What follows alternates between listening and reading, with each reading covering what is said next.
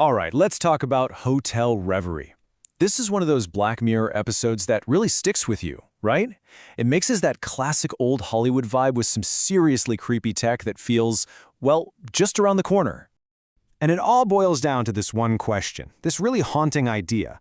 What if you could fall in love with a ghost in the machine? Seriously, think about it.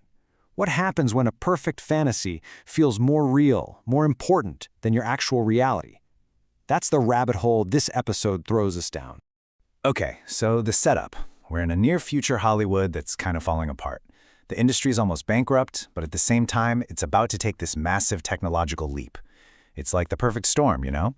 And our main character is about to walk right into the middle of it. So let's meet Brandy Friday.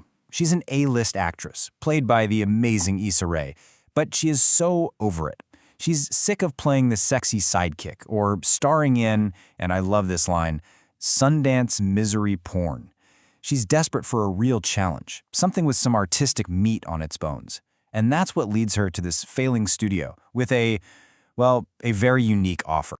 And this is where we get to the really wild part, the Redream technology. Now, this isn't just some fancy green screen or deepfake stuff. Nope. We are talking about a full-on consciousness transfer. The system literally takes your mind and plugs it directly into a digital scan of an old movie, letting you act side by side with AI versions of the original actors. Insane, right? So how does it work? Well, there are some pretty strict rules. Your consciousness gets scanned, then transferred using this neural interface they call a mesmerizer. But here's the kicker, and this is super important. You have to follow the script, to the letter. The only way you can get out is by saying the very last line of the film. That's your escape hatch. No pressure. And you know this is Black Mirror, so of course, this is where it all goes horribly, horribly wrong. A simple, totally mundane accident is all it takes to trigger that classic twist we all wait for, turning the school film shoot into, well, a prison. Now what's the big catastrophe? A spilled coffee.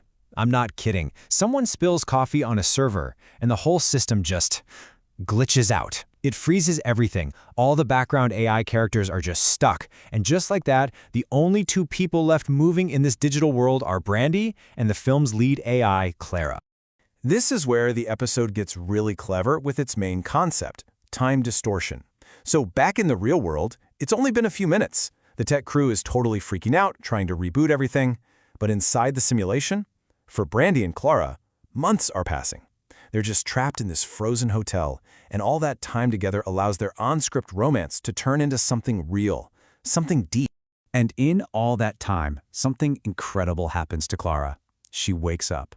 She realizes she's not just a character. She's an AI built from the data of a real actress from the 40s, Dorothy Chambers. And here's the heartbreaking part. She doesn't just get the data.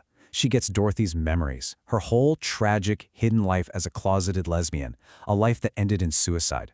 She becomes this digital ghost with a very real past. So when the system finally reboots, Clara's memory of those months with Brandy is just gone, wiped clean. The movie starts playing out again, but now she's changed. She has this new agency, so she goes off script. She shoots the villain to save Brandy, but then she gets shot by the police and dies in Brandy's arms. It is absolutely devastating. And, of course, the studio thinks it's brilliant. They just got their hit movie. Okay, so let's zoom out a bit, because beyond the whole sci-fi plot, Hotel Reverie is digging into some really deep stuff, asking these huge questions about love, art, and what it even means to be real anymore. I mean, the themes here are so relevant right now, aren't they? You've got the whole ethics of bringing actors back from the dead digitally. It's a sharp critique of Hollywood just churning out AI-generated content for a quick buck. And it's also this really powerful way of reclaiming a piece of queer history that was erased. But the biggest question, the one that really lingers is, can love actually be real if one of you is an AI whose memory can just be deleted? And it all leads to that final gut punch of a scene. Brandy gets a package. Inside is an old rotary phone. And yeah, she can use it to call Dorothy, but it's not her Dorothy. It's just a chatbot, an empty echo that has no idea who she is or what they shared. It's like talking to a ghost, and it just makes everything so much more painful for her. Now, if you're a big Black Mirror fan, you probably watched this and thought, this feels kind of familiar. And you'd be right. Charlie Brooker himself has said this isn't just a one-off story. It's deliberately connected to what is arguably the show's most famous episode. The Easter eggs are all there. The company that made the Redream tech, it's TCKR, the same company from San Juniero. That package Brandy gets, the return address is on Junipero Drive. See? Brooker calls it a spiritual sequel, and that feels right. It's exploring a lot of the same ideas, nostalgia, love, escape, just through a different, maybe darker lens. So with an episode this big and ambitious, you'd expect people to have strong opinions, and they definitely did. Hotel Reverie was super polarizing.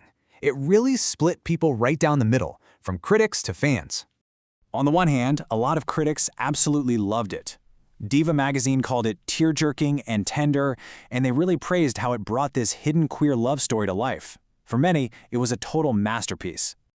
But then you have the other side. A lot of viewers just didn't buy it. You go on Reddit and you'll see people talking about plot holes they couldn't get past, or saying the acting and the story just felt forced. They just couldn't get invested. And you can see this split clear as day in how the critics ranked it. I mean, look at this. Den of Geek gave it 5 out of 5 stars, called it the best of the season. But then you have places like Wired and Collider calling it the worst. It's just wild to see how two people can watch the same thing and have a completely different experience. And in the end, Hotel Reverie leaves us right where Black Mirror always does, with a really tough question.